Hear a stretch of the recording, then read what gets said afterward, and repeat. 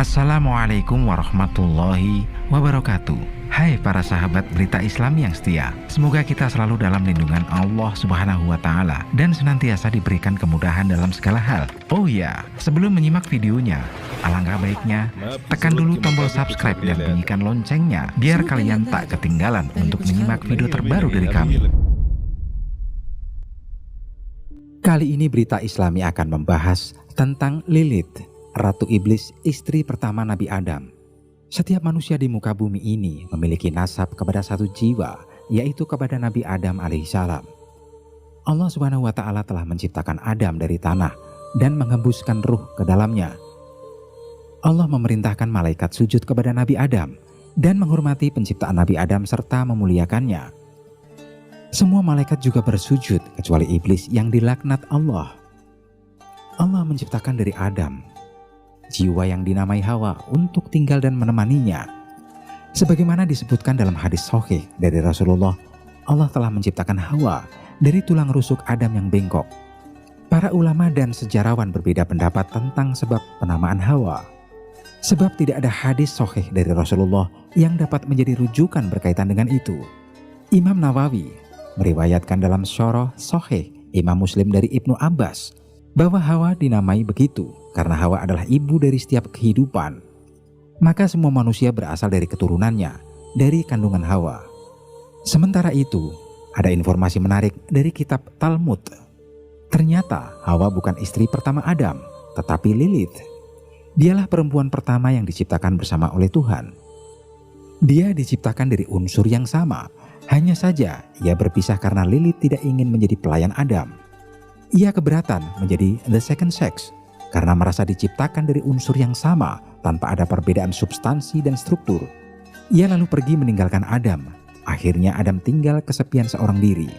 Dari sinilah bermula kisah Adam bersama pasangan barunya bernama Hawa. Karena Adam kesepian seorang diri ditinggalkan pasangannya yaitu Lilith, akhirnya Tuhan menciptakan pasangan baru dari tulang rusuknya sendiri yang kemudian bernama Hawa.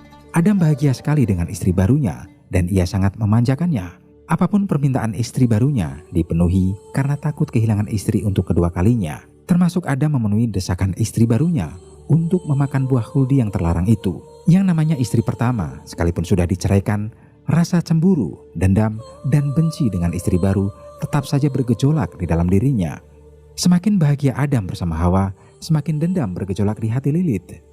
Ia kemudian berkoalisi dengan iblis untuk menjatuhkan dan mengusir Adam dan Hawa dari surga dengan berbagai cara. Lilith berkeinginan keras mengusir Adam dan Hawa dari surga karena Adam punya istri baru. Sementara iblis juga dendam kepada Adam karena gara-gara dia sehingga menjadi makhluk terkutuk seumur hidup. Akhirnya usaha keduanya berhasil mengusir Adam dan Hawa dari surga, kenikmatan turun ke bumi penderitaan.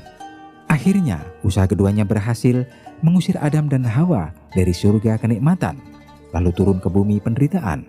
Yang namanya dendam kesumat sulit untuk diredam. Tidak cukup Adam dan Hawa dijatuhkan ke bumi. Keduanya menyusul Adam dan Hawa untuk mengganggu anak cucu Adam agar terjebak terus di dalam kesesatan. Iblis bisa menjadi berbagai bentuk untuk memengaruhi Adam dan Hawa beserta cucunya. Sedangkan Lilith mengambil bentuk setan betina atau female demon yang gentayangan mencari mangsa dari anak cucu Adam. Lilith selalu dihubungkan dengan setan betina yang menakutkan. Mungkin karena itulah sebabnya mengapa di hampir seluruh dunia selalu punya cerita tentang setan betina. Seolah-olah jenis kelamin hantu kejam itu adalah betina. Bandingkan di Indonesia dengan nama-nama hantu mengerikan seperti nenek sihir, mak lampir, kuntilanak, genderuwo, dan hantu-hantu lokal lainnya. Itu semua jelmaan dari Lilith, istri pertama Adam yang dipanjangkan umurnya sepanjang usia manusia sama dengan iblis. Dalam Islam, tentu cerita ini tidak pernah ditemukan di dalam Al-Quran dan hadis. Namun cerita ini ditemukan di dalam cerita rakyat Yahudi.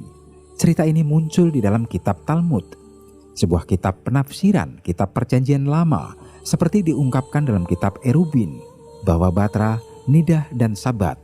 Dalam literatur kekristenan yang otoritatif, cerita tentang Lilith tidak diakui keberadaannya.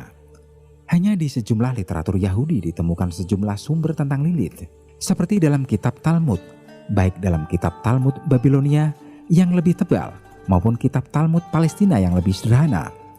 Cerita Lilith sebagai perempuan yang penuh misteri ditemukan di dalamnya. Hanya saja cerita lengkapnya jarang diulas dalam buku-buku berbahasa Indonesia.